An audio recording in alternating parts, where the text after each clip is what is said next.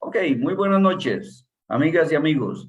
Estamos el día de hoy, 29 de noviembre del 2021, iniciando esta conversación que hemos programado para hoy con el señor don José Joaquín Chaverri, quien ha sido embajador y es una persona de la diplomacia costarricense que tiene gran experiencia para compartir con nosotros. Muy buenas noches, don José Joaquín. Hoy, a través de este formato de Zoom, le damos la bienvenida. Muchas gracias por su amable invitación y aquí estamos a sus órdenes. Muchas gracias. Yo siempre empiezo este programa Economía Segura invitando a la persona que está con nosotros a presentarse, porque no es exigido que todo el mundo lo conozca, aunque usted es muy conocido, pero tal vez una autopresentación de unos 2 o 3 minutos para que nos cuente sobre su experiencia y sobre todo sus, digamos, experiencias internacionales alrededor de la educación técnica. 30 segundos. No, Bueno, no, 3 minutos. he sido embajador de Costa Rica, he sido diplomático toda mi vida, 45 años he dedicado a representar a mi país, trabajando en el Ministerio de Relaciones Exteriores, dirigiendo la Academia Diplomática, siendo director de algunas direcciones generales de la Cancillería. Y un tema después también importante, he estado en el campo del periodismo, dirigiendo algunos medios de comunicación y dos veces embajador en Alemania y embajador también concurrente en Hungría, en Chequia, en Dinamarca.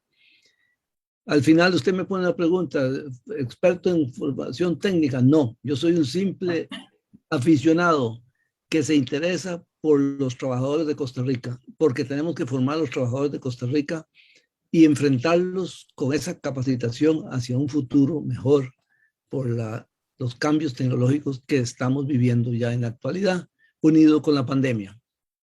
Claro, tenemos, como usted lo dice, una serie de problemas aumentados por la pandemia. Ya los traíamos de antes en diferentes áreas, pero sobre todo hoy que nos vamos a enfocar en el tema de la educación, eh, pero ahora con la pandemia se han acrecentado.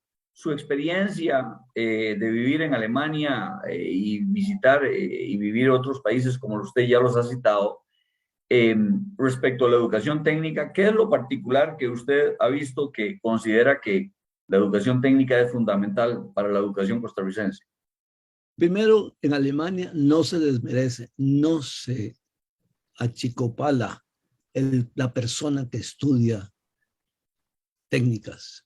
Allá se entiende como formación dual. A los 15, 16 años, el estudiante toma una decisión. O sigue la educación dual o sigue la universidad. Si sigue la educación dual, termina sus estudios, continúa trabajando en una empresa. La empresa le da un sitio de educación dual. Le da 2 días de trabajo, 3 días de trabajo teórico y 2 días prácticos. Y la empresa le paga algo por eso. ¿Por qué razón? Porque al final de ese proceso, el muchacho, después de 2 años, 3 años, puede decidir o se queda en la misma empresa o se va para otro lado. ¿Por qué? ¿Cómo, de dónde nace la educación dual alemana? Bueno, hace 500 años el herrero necesitaba a alguien que le ayudara.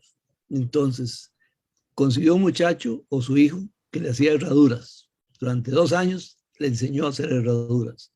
Después de ser técnico en herraduras, el herrero montaba su empresa y empezaba a separarse de su entrenador, de su tutor. Ese fenómeno es la formación dual, multiplicado hoy, 500 años después, en 350 profesiones o especialidades en que un joven puede escoger. Vamos a la hotelería. Una muchacha quiere ser especialista en turismo. ¿Qué es lo que hace?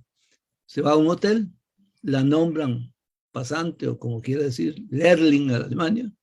Entonces ella va a trabajar un año, va pasando de la cocina a la lavadora, al mantenimiento de las habitaciones, a las certificaciones, a todo lo que son la adquisición de alimentos. Luego pasa a la administración y luego, al final del proceso, pasa a la administración del hotel. No ha pasado por la universidad, pero eso no es problema. Ha tenido una profesión práctica teórica que se la dan en el hotel y en una institución pública o privada de enseñanza. Al final se convierte en gerente de hotel y puede administrar cualquier hotel de nuestro país o de otro país. Se convierte en especialista. ¿Se muere la vida universitaria allí? No. Con esos estudios puede continuar después estudiando otra carrera, si quiere. Pero resulta que son tan exitosas la formación técnica en Alemania, en Francia, en España, en Suiza y en Austria, en otros lados, que los estudiantes deciden quedarse en la empresa porque ya tienen un ingreso. Hoy en Costa Rica, nosotros necesitamos que los jóvenes, miles de jóvenes, tengan un ingreso rápido. Creo que la Universidad UTN trabaja en eso. 2 años de estudio para obtener un título luego más adelante, pero ya pueden ir trabajando. Bueno, el INA también, ¿no? El INA es la formación profesional de nuestro país, que ya con las leyes puede cambiar. Hay una cosa, la Universidad Técnica Nacional, porque mañana empezamos con un seminario en el Hotel Cariari, lo que estamos haciendo es formar a los educadores que van a dar formación técnica en los colegios profesionales, en los colegios técnicos de Costa Rica. Capacitar ese maestro que va a dar lecciones con un bachillerato universitario para que pueda ser asumido en el Ministerio de Educación y pueda ocupar las plazas que hay de formación técnica o educación técnica en los colegios profesionales, empezando en Monseñor Zanahoria y terminando por el último colegio técnico en el sur de Costa Rica, en el norte de Costa Rica. ¿Por qué hacemos eso? Porque tenemos que lograr que nuestros trabajadores estén lo mejor capacitados, tengan las mejores formación. ¿Por qué? Porque el mundo tecnológico está cambiando permanentemente y tenemos que ayudarles para que logren eso. Y entonces estamos trabajando con la Universidad de Osnabrück, Alemania, que tiene 6 profesores hoy en Costa Rica, para con la UTN ir profesionalizando, formando los maestros en la educación técnica. Eso es parte. También el INA es importante, lógicamente, y el taller Vargas Matamoros y otros talleres que están formando gente bajo el sistema de educación dual. No como en Alemania, pero en el traspaso de la tecnología creo que es importante tropicalizar la tecnología, adaptarlo a las leyes. Poco a poco iremos logrando que los trabajadores sindicalizados vivan mejor, tengan mejor formación y se vayan desarrollando con todo el proceso. Fíjese bueno, usted qué bien que menciona que también los trabajadores de todo tipo, sindicalizados o no, porque una de las resistencias que me consta que ha habido es de algunos grupos sindicales pensando en que los jóvenes y las jóvenes que entran a la formación dual pues son explotados y no tienen un buen salario. Eso es falso, ¿no? Es así, adelante. Eso es una basura intelectual. Aquí, cuando estuvo el debate, trajimos a un sindicalista alemán que está en la junta directiva de una cervecería y ellos aceptan todo el sistema educativo. Lo mismo en Francia, en Austria, etc. El cambio tecnológico de nuestros automóviles, de su automóvil, ya no es de bujías. Se le arrima una computadora para ver qué enfermedad tiene el automóvil.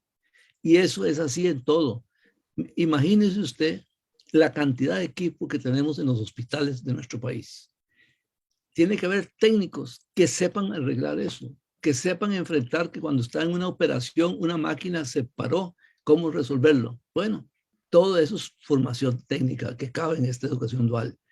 Los edificios gigantescos que tienen ascensores, que tienen equipo de alta tecnología, necesitan una asesoría y eso es el mantenimiento que lo da la educación dual. Son diferentes profesiones, diferentes, la odontología que es tan de precisión requiere mantenimiento.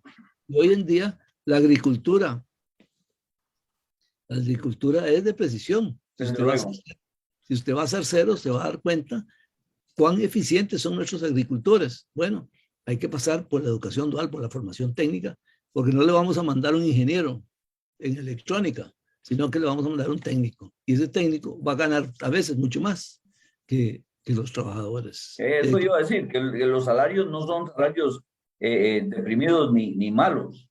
No, porque legislados por la administración de salarios de cada país, de cada provincia. Pero además cada vez hay más demanda, ¿no? Cada vez hay más demanda de educación técnica. Una cosa interesante de esto es que la formación dual se da en una institución que forma en mecánica o en construcción, etcétera, pero por la otra parte recibir una formación práctica en la industria. Y al final, ¿quién hace el examen? No lo hace el Estado, está verificado por el Estado.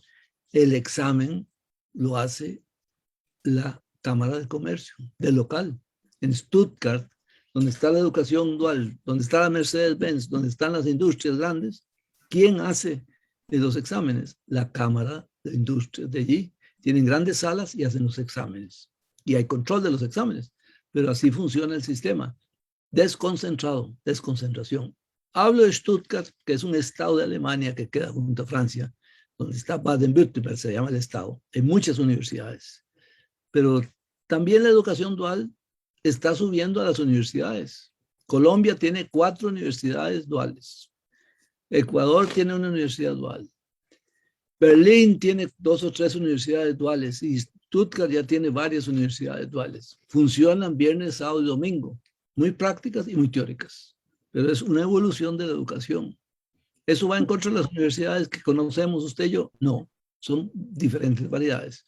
¿Por qué? Porque tenemos mucha gente sin trabajo, mucha gente sin formación. A eso iba justamente a preguntarle. ¿Usted cree que en este momento eso es clave para la gran cantidad de desempleo que tenemos en Costa Rica? Yo pienso mucho en la educación. Primero, la formación profesional. Más importante, perdone que salga del canasto, es la formación de los maestros, los educadores. Claro. Formación continua a los maestros. Eso se puede hacer de miles de maneras. No hay que traerlos todos a San José. Se les puede mandar equipos de educadores y hacen seminarios locales. Pero ahora vamos a la formación del trabajador.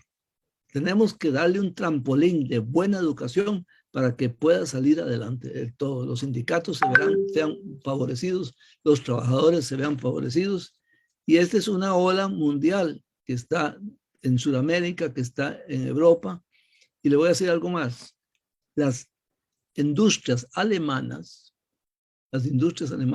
invierten en los países donde hay educación dual, donde hay formación en China, en México, en Chile, en China y en otros países grandes. Brasil. Y Brasil, lógicamente. Pero ellos buscan, porque la formación dual, vea, México tiene una cantidad de empresas de automovilismo que tiene en la parte del Bajío, ahí está formándose mucha empresa en el tema de automovilismo. Bueno, Alemania financia la formación dual, la capacitación dual de los obreros mexicanos para que puedan trabajar con el sistema alemán de educación dual para esto. No existe solo la educación dual, existe la formación profesional. Ahora la Universidad de Osnabrück lo que está haciendo es la formación profesional para que se formen los maestros. En el INA seguimos con formación profesional y otras especialidades, pero sabemos que la evolución de la ebanistería ya no es la ebanistería. Ahora tenemos equipo 3D y se sacan las copias automáticamente. Claro. Entonces hay que pensar en ese sentido de que tenemos que adelantarnos a los tiempos para poder competir mejor. Usted ha estado hablando de la Universidad de Osnabrück, espero que la pronuncie por lo menos cercanamente. Es Osnabrück. Osnabrück, ok, Osnabrück. Entonces, esta universidad que nos está colaborando a Costa Rica y en la cual usted también nos ha apoyado para que vengan científicos y profesionales desde Alemania, tiene, digamos, una serie de convenios para mejorar la educación de los profesores o de los estudiantes. ¿Y es a nivel general o es exclusivamente para la UTN? La Universidad de Osnabrück estableció una oficina, un centro Costa Rica allá. Es la única universidad europea que tiene un centro Costa Rica en Osnabrück, que se dedica a hacer puentes. Una vez trabajamos con los colegios humanísticos de la Universidad Nacional otros con proyectos educativos con la Facultad de Educación de la Universidad Nacional, otro día con el Instituto de Educación de la Universidad de Costa Rica, con el tecnológico en el tema de tecnológico. Ha sido 4 o 5 años. Hoy estamos con la UTN porque se firmaron 2 convenios, uno para la formación dual y otro para investigar el Golfo Nicoya, que lo necesitamos todos. Necesitamos que en este bicentenario pongamos lo mejor para salvar el Golfo Nicoya. No es la pesca lo que se va a trabajar, sino el tema ambiental. Allí y en el Tempisque. Todos saldremos fortalecidos si esto avanza. Es lento, va a llevar varios años. Toda investigación, usted como rector, como ministro de Trabajo, como profesor universitario, sabe que la ciencia requiere tiempo, pero hay que hacer el esfuerzo por el país en estos momentos tan difíciles. Entonces es un punto de cooperación entre Costa Rica y Alemania por medio de la universidad. ¿Por qué nació esto? Porque la universidad tenía muchos alumnos de Costa Rica y porque muchos alumnos de allá se vinieron para acá y otros alumnos fueron allá. Entonces se han hecho cursos de verano. Esa es la razón por la que existe la Universidad de Osnabrück, universidad pública a 150 kilómetros de Holanda, a 1 hora de Hannover, en el norte de Alemania. Muy bien, don José Joaquín. Estamos hoy hablando con el señor José Joaquín Chaverri sobre educación técnica y su importancia para la economía costarricense en este caso, pero para la economía en general. Una cosa que es importante considerar es que en Costa Rica, en los últimos años, en el periodo de doña Laura Chinchilla, por ejemplo, se hicieron bastantes universidades técnicas o se transformaron las académicas en técnicas. ¿Usted cree que eso es el camino correcto apenas o cree que eso es suficiente? ¿O cómo lo ha visto usted el avance de los colegios técnicos en el Ministerio de Educación Pública? Precisamente esa es la colaboración que estamos iniciando esta semana. Formar los profesores de los colegios técnicos. Eso es el primer paso. Esa es una colaboración concreta que se está haciendo, que es importante para el país. ¿Por qué? Porque tenemos 30,000, 35,000 profesionales trabajando en el norte de Alajuela, en las ciencias de la vida. Bueno, y lo que le decía anteriormente, una sala de operaciones de un hospital, de pronto se descompuso el equipo. ¿Quién lo viene a hacer? ¿Cómo están los técnicos formados para eso? En la dentistería, que es equipo tan precioso, tenemos que formar gente capaz de arreglar eso. Y muchas otras técnicas en las industrias que se requiere. Toda empresa hoy tiene que tener un factor pedagógico, uno que enseñe a otros. ¿Por qué? Cuando se pensione los que saben, tiene que haber otros que saben manejar la empresa. Entonces, ¿hacia dónde vamos con la empresa? La colaboración mutua. Hoy en día tenemos que tener colaboración mutua, no solo en la empresa, sino también en la política. El futuro de Costa Rica por los próximos años requiere colaboración mutua en la educación para que saquemos la educación adelante. No va a ser una cosa de un año, no es cosa de un proyecto, es un proyecto de más de 4 años para recuperar el nivel educativo que teníamos.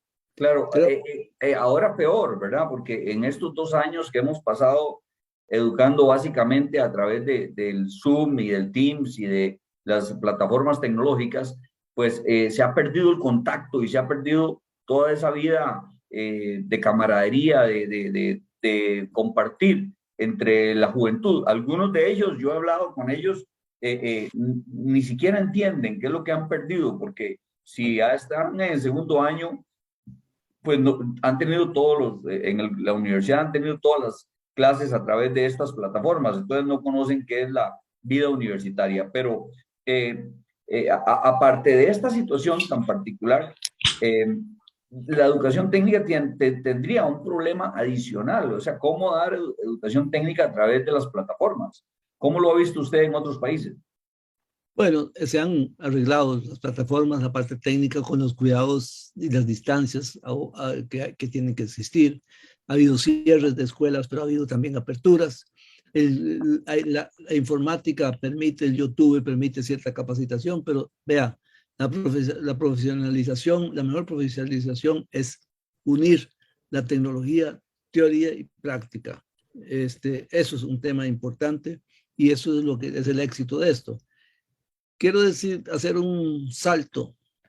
Yo pienso que todo este esfuerzo universitario, educativo, cualquiera que sea, tiene que pasar por las humanidades. Tenemos que formar personas con valores y con virtudes, no solo técnicos. Tenemos que conformar seres humanos, personas que sean líderes en la formación, líderes que tienen que tener virtudes, como se dice hoy en día, especiales para poder enfrentar el trabajo y saber trabajar bien y trabajar conjuntamente con otras personas. Eso también es importante. No soy experto en eso, soy una persona que me interesa mucho el tema educativo y pienso que nuestro país tiene grandes potencialidades. Si usted me permite, le cuento una pequeña historia personal. Adelante. El sábado fui a clausura del programa PDP, Programa de Formación Profesional, que lo inventó hace 15, 16 años don Jorge Rossi. Se da todos los 2 sábados al mes a 55 estudiantes de las 5 universidades públicas. Y los sábados se les da cosas complementarias que la universidad no da. Cómo presentarse un trabajo, cómo manejar las relaciones humanas en la empresa, cómo desarrollar una empresa, en fin, un montón de pequeñas armas que no se dan, pero que complementan la vida de un profesional que va a iniciar su carrera. Y vemos, esos cursos duran todo un año. Estudiantes de la Universidad Nacional participan, de la Universidad UTN participan, de todas las universidades. Se dará sábados voluntariamente, se logran becas para todos y se da de las 9 de la mañana a las 12 del día y se va saltando de la Universidad de Costa Rica al Tecnológico, a la Universidad Nacional, a la otra universidad. Van saltando y siempre se forma un grupo de gente. Formar líderes, don Olman, ese es el liderazgo importantísimo que tenemos que lograr. Tenemos que formar una generación de jóvenes que asuma el país, que asuma Centroamérica, para que Centroamérica no se nos vaya la mano. Desde luego que sí. Yo coincido con usted. Más le iba a decir justamente que yo he considerado que siempre es la educación técnica complemento del trabajo de la educación humanística y también de las áreas de las ciencias sociales. Alguna gente plantea que empujar la educación técnica en nuestro país, pues es como robotizar al estudiantado y que estarían ausentes o ayunos de la educación de humanidades. ¿Usted qué piensa? ¿Coincide conmigo y cómo podrían hacerlo? En cualquier clase tecnológica hay que dar valores, puntualidad, orden, trabajo, compañerismo, respeto, liderazgo. Todas esas son virtudes y 40 más que le puedo citar que hay que enseñar en el proceso laboral. Para que el proceso laboral sea exitoso, requiere formar seres humanos bien integrados, sea para arreglar un carro, que saber atender bien al cliente, o sea para hacer una operación de alta cirugía. En ambos puntos, las relaciones humanas, las virtudes son importantísimos. Con el embate de la droga en nuestro país, necesitamos gente con valores profundos que diga no a las drogas, pero con calidad fuerte. Y mucha ética, en efecto.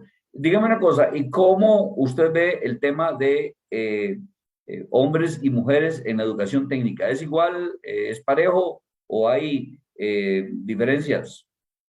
Me parece que es parejo porque las oportunidades están. La que veía mi automóvil era una graduada del Liceo del Sur y lo hacía perfectamente.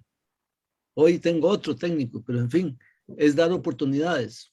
Mire, don Olman, la aviación de Centroamérica está llena de capitanas de la aviación, formadas en Costa Rica, con capacitación en Estados Unidos, manejando grandes aviones.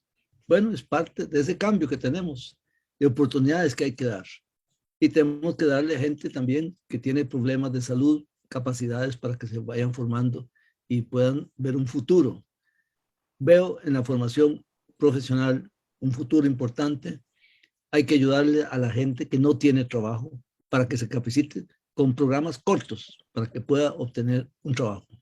Cuando yo estuve presidente del INA, inauguramos la construcción de un edificio en la zona de Los Santos y otro en la zona de Upala y otro en la zona de Limón. Lo que quiero decir es que realmente la educación técnica tiene que llegar a todos los rincones del país. Se necesita igual en los Chiles, en Upala, como también en la zona atlántica o en la zona sur. Eh, Porque cada uno tiene sus especialidades o sus áreas de trabajo. Usted citaba alrededor del Coyol de Alajuela, digamos, el clúster que hay de mecánica de salud, pero en los otros lugares se pueden generar otros nuevos. Es así, ¿verdad? ¿Qué le parece? La formación profesional es de toda Costa Rica y tenemos que darle oportunidades a todos. Su especificidad, en un lado más agrícola, en el otro lado más volcado a la pesca, en el otro lado más al transporte, en el otro lado más a la agricultura de precisión que ya está dando la Universidad de Costa Rica, unido con la facultad de computación. Todo eso se une. Tenemos que darle oportunidades a todos, pero también mi problema número uno, mi duda, es la formación de los educadores. Sí, la formación básica de educadores es Continua, fundamental, ¿no? continua, dar oportunidades de educación continua, lo que no ha ocurrido estos 2 años. Todo el mundo se ha estado en la computadora, pero no hemos formado gente. Yo soy amigo del colegio que está entre Costa Rica y Panamá, se llama el Parque La Paz. Y Ajá. entonces ahí hay un colegio de 350 alumnos. Fui allí y no había internet, pero tenían computación, tenían agricultura, tenían turismo, una carrera muy buena, tenían enseñanza especial. Y había dos profesoras que no tenían capacitación, entonces conseguí un dinero de amistades y les conseguí un curso desde la universidad a distancia de La Rioja, España, por 2 meses para que tuvieran capacitación en campo de pedagogía. Eso quisiera hacerlo con todo Costa Rica, no se puede hacer, pero hay posibilidades de la educación virtual práctica para la educación. Claro, claro. Y además las universidades públicas también tienen proyectos de extensión y de acción social Yes. que podrían, perdón, fácilmente y que de hecho yo sé que hay, que brindan en algunas áreas como las áreas indígenas y otras. Eh, bien, Yes. decíamos, bien decíamos que el tema de la educación es clave desde la formación pedagógica de los estudiantes y las estudiantes que van a convertirse en profesores y luego los que van a la educación técnica. O sea que toda la educación es clave y es fundamental. Sin embargo, podríamos afirmar, pregunto, que la educación técnica en este momento es la que brindaría mayor apoyo al desarrollo económico. ¿Qué opina? Al desarrollo tecnológico. Usted participó en una charla que yo organicé para maestros, una taza de café para los maestros. Sí, Allí vino Vanessa Gibson, que habla de cambiar incluso el programa de estudios para adaptarlo a la nueva tecnología. Me pareció una conferencia muy innovadora y tenemos que pensar en esas cosas también para innovar tanto el programa de estudios en diferentes sectores del país. sí, yo creo que usted tiene razón y Vanessa tenía razón en el sentido de que no es que sea una educación, la educación técnica, una educación que es la única que nos importa, sino que es una educación muy especializada, con muchos aportes y que en este momento, dada la cuarta revolución industrial, pues se requiere, pero se complementa definitivamente con todo el resto de otras cosas como idiomas, valores y desde luego saber hablar y leer bien español. Allí está el gran problema de la educación. Tenemos que volver a la lectura. El que lee bien, hablará bien mejor. El que lee bien y habla mejor, podrá escribir mejor. Y el que tiene todo esto, podrá obtener mejores calificaciones. Claro, uno podría, vamos a ver, el tiempo nos come, ya nos va corriendo este programa. de economía segura es solo por 45 minutos. Yo siempre insisto que se llama economía segura, no solo para que rime con Olman Segura, sino que sea también para llamar la atención de que tengamos una economía más equitativa, con mejor distribución de los ingresos, con salarios e ingresos dignos para las personas, o sea, de verdad una economía segura. Y en ese sentido, siempre cuando nos vamos acercando al final del programa, también pues, le cuestiono al invitado, bueno, parece sencillo lo que usted está explicando, parece lógico lo que usted estaba diciendo. La educación es fundamental, la educación técnica es clara, es clave, la educación dual también. ¿Cómo lo hacemos? ¿Por qué si lo sabemos y por qué si coincidimos no sale adelante el país con estas ideas? Sale adelante desde que don Alfonso Carro empezó con el INA. Claro que va saliendo adelante. Hay muchísima gente que va a salir adelante. Pero ahora nos toca una modernización, un nuevo pensamiento. Y tenemos que tener un nuevo pensamiento en el país, mejorando nuestro sistema y hacer que la educación sea lo más importante del país, porque de ahí va a salir el futuro. Igual de exitoso que hoy es Singapur, que es Finlandia. Mire, yo fui hace 15 años con el canciller Fernando Naranjo a Estonia. Estonia era un país dividido entre rusos y estonianos. Ajá. Pésima educación, pésima universidad. Hoy es un líder en informática, un país líder en educación. ¿Por qué se pusieron a estudiar? Yo quiero en 15 años, en 10 años, que este país sea un líder en la educación, como lo es Portugal, como lo es Finlandia. Portugal, me decía una amiga que estudió en Portugal, dice, la generación que yo fui al colegio era la primera generación de las familias que tenían un bachillerato. Sus padres a veces no sabían leer ni escribir. Bueno, tenemos que lograr leer mejor, hablar mejor, estudiar más, enamorarnos de lo que hacemos y los maestros que sean prioridad en nuestro país. Claro, es muy importante y que sean prioridad no significa que es que hay que aumentarle el salario de todo el mundo, porque ¿No? muchas veces eso es lo que dicen. Prioridad educativa. Claro, claro, y darles el lugar que merecen, o sea, darles el respeto y el tratamiento y la buena relación, ¿no? Yo creo. Vamos a ver, suponga, supongamos que ahora que va a haber unas nuevas elecciones en el país, eh, tendremos un nuevo presidente o presidenta próximamente, sin especular quién podría ser, porque de todas maneras está muy complicado con tantísimos candidatos y candidatas. Si usted tuviera que darle unos consejos, 2 o 3 consejos al próximo presidente o presidenta de la República, ¿qué le enumeraría de primero, segundo y tercero? 3 cosas. Pacto educativo nacional, pacto educativo nacional, pacto educativo nacional. Y Eso tenemos que hacerlo sobre los partidos políticos, sobre los candidatos. Tenemos que lograr un acuerdo nacional, incluso antes de las elecciones, sentarnos en la mesa y hacer como lo hizo los países que pasaron después de la guerra, reconstrucción nacional. Hagamos un pacto nacional. Si ya la historia de Costa Rica tiene muchos pactos. Cada vez que Costa Rica queda destruida, ha hecho grandes cosas. 1856 empezó un proceso interesante de educación. Viene los años 40, Segunda Guerra Mundial, todo el pacto social que hicimos con la Caja y con las universidades. Viene los años 50, la polio. De allí nació el Hospital de Niños. Cada vez que hay grandes retos, sabemos hacer grandes cosas. No perdamos esa perspectiva. usted es tan optimista, don José Joaquín, porque yo he visto en los últimos años muchos intentos de hacer pactos, de hacer, digamos, negociaciones. El mismo presidente Carlos Alvarado intentó ahora durante semanas llegar a algún consenso para los acuerdos con el Fondo Monetario Internacional y aunque llegaron, digamos, a algunas cosas, después quedan en el camino. En el tema de la educación es un tema muy complicado. ¿Usted considera que sí es posible llegar a un acuerdo solo pensando en los educadores, son 60,000, 70,000 personas? Mire, hay que sentarse a conversar.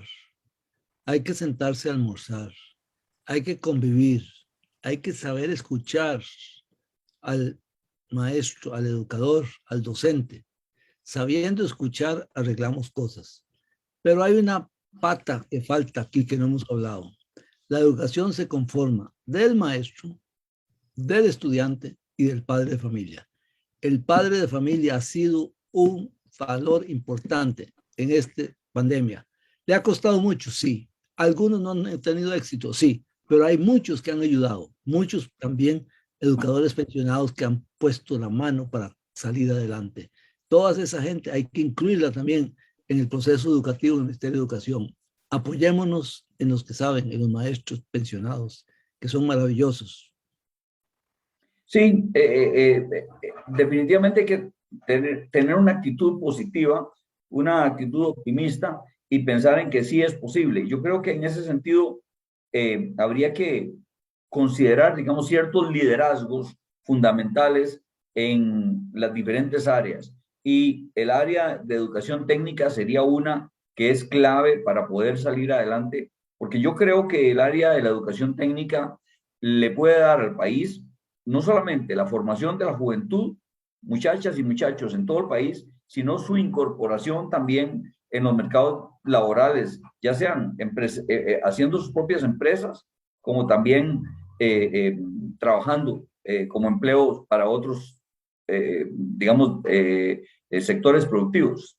¿Le De parece? eso, de eso se trata. Mire que ha habido ahora concursos de colegios que han dado inventos internacionales reconocidos. Es decir, que hay Claro. maravillas en todos los seres humanos. Lo que pasa es que tenemos que descubrirlos, animarlos, entusiasmarlos. Este país no se ha hundido. Este país va a salir adelante. Y por último, ¿usted coincide en que también es necesario impulsar empleos verdes y formación, digamos, azul, verde o ambiental, digamos, de los mares y y de las áreas forestales en este gran pacto que usted plantea? Fíjese usted que acabo de hablar con el Instituto Tecnológico. Los estudiantes que salen de tecnológico están ocupando puestos internacionales. Esa es la calidad de estudiante que está saliendo adelante. Tenemos que seguir en la operación de los bosques, tenemos que seguir en el mar. Y bueno, es la Universidad de Osnabrück, que yo trabajo, está estudiando apenas el Golfo de Nicoya, a ver qué se puede hacer. Y tenemos que lograr con otras zonas. Hay proyectos de acuacultura que hace la Universidad UTN interesantes, con don Guillermo Hurtado, en fin, son cosas valiosas, son luces pequeñas de Costa Rica, grandes, que hay que sacar adelante con esperanza, con lucha, y hay que seguir haciendo muchos cafés con maestros. Muy bien, muy bien. Muchísimas gracias, don José Joaquín. Nos comió el tiempo, son las 8:45 ya, y nos despedimos agradeciéndole por sus aportes. Ya vieron, señoras y señores internautas, que hay mucho que aprender de otros países. Hay que adaptarlo, como decía don José Joaquín, tropicalizarlo, etcétera. Pero sobre todo no hay que perder el optimismo que JJ, como yo le digo, de gran amistad a don José Joaquín, lo tiene. Adelante con un minuto para despedirse. Usted Yo tiene la soy, palabra. yo soy de 30 segundos. Gracias, muy honrado por su amable invitación. Hay que seguir fortaleciendo su universidad y todos los proyectos y los